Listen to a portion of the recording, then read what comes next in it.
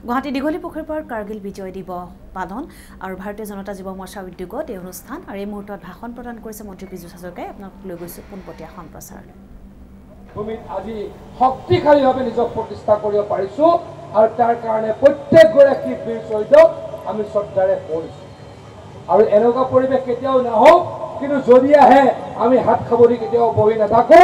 ভাৰতবৰ্ষৰে এই আমাৰ যি বিজয়ৰ ধাৰা, এই বিজয়ৰ ধাৰাক অক্ষুণ্ণ ৰাখিব আৰু আমাক যদি কোনোবাই আক্ৰমণ কৰিবলৈ সাহস কৰে তেওঁলোকক আমি প্ৰত্যাক্ৰমণ কৰি মুখিমূৰ কৰিম আৰু ভাৰতবৰ্ষৰ সাৰ্বভৌমত্ব আমি ৰক্ষা কৰিম বুলি আমি সকলোকে আজি জনাব খোজো। আজিৰ সময়খিনিত ভাৰতবৰ্ষ বহুত আগুৱাই গ'ল। নৰেন্দ্ৰ মোদী ডাঙৰীয়াৰ নেতৃত্বত ভাৰতবৰ্ষ বহুত আগুৱাই গ'ল। এই মুহূৰ্তত ভাৰতবৰ্ষৰ লগত আমাৰ কোনো শত্ৰু ৰাষ্ট্ৰই আমাৰ লগত ফেৰ মাৰিব নোৱাৰে। আমাৰ লগত যুদ্ধ কৰিবলৈ এই মুহূৰ্তত কোনো সাহস কৰিব নোৱাৰে, কাৰণ এই মুহূৰ্তত আমাৰ সেনা অত্যন্ত শক্তিশালী আৰু শক্তিশালী হ'ব। পৃথিৱীৰ বুকুত আমাৰ ভাৰতবৰ্ষ বিশ্বগুৰুৰ আসনত বহিব আৰু সেইদিন বেছিদিন নাই। আমি এনেকৈ ভাৰতবৰ্ষক আগুৱাই লৈ যাবলৈ সক্ষম হৈছোঁ। অৰ্থনৈতিকভাৱেই হওক, সামাজিকভাৱেই হওক, সামৰিক ক্ষেত্ৰতেই হওক আমাৰ ভাৰতবৰ্ষই যথেষ্ট আগুৱাইছে নৰেন্দ্ৰ মোদী ডাঙৰীয়াৰ নেতৃত্বত। আৰু এই যি আমাৰ যাত্ৰা, এই যাত্ৰা আৰু শক্তিশালী হওক, তাৰ কাৰণে আমি ভগৱানৰ ওচৰত প্ৰাৰ্থনা জনাইছোঁ আৰু প্ৰত্যেকজন ভাৰতীয়ই ভাৰতক শক্তিশালী কৰিবলৈ, ভাৰত মাতাক শক্তিশালী কৰিবলৈ সংকল্প লওঁ। আহক আমি সকলোৱে দেশমাতৃৰ কাৰণে যদি প্ৰয়োজন হয় প্ৰাণ আহুতি দিম। দেশমাতৃৰ কাৰণে আমি সকলোৱে শেষ পৰ্যায়ত গৈ কাম কৰিম আৰু দেশমাতৃৰ সাৰ্বভৌমত্ব ৰক্ষা কৰিম।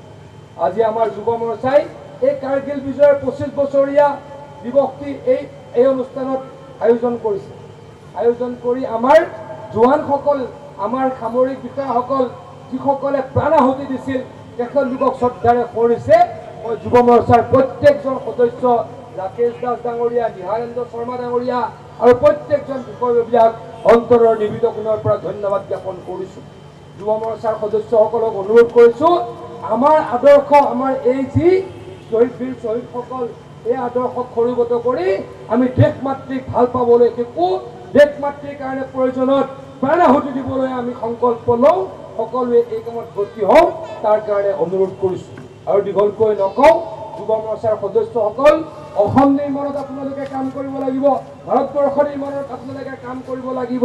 আৰু যিসকল ব্যক্তিয়ে অসমৰ লগত খেলা কৰিব খোজে, ভাৰতবৰ্ষৰ সাৰ্বভৌমত্বৰ লগত খেলা কৰিব খোজে আৰু ভাৰতবৰ্ষৰ বেয়া পোৱা মানুহক লগ লৈ ভাৰতবৰ্ষৰ ৰাজনৈতিক মঞ্চত দখল কৰিব, মস্তত দখল কৰিব বিচাৰে, এই দলবিলাকক আমি উচিত শিক্ষা দিবলৈ সংকল্প ল'ব লাগিব।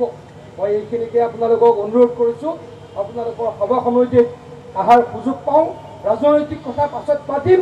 মাত্ৰ এটাই কথা ক'ব খুজিছোঁ, পাকিস্তানক জিন্দাবাদ দিয়া, পাকিস্তানক প্ৰত্যেক দিনে সমৰ্থন কৰা কিছু ব্যক্তি আমাৰ অসমত, ভাৰতবৰ্ষত আছে।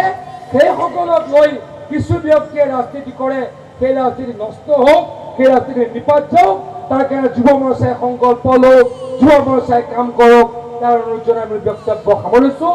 ধন্যবাদ। জয় হিন্দ।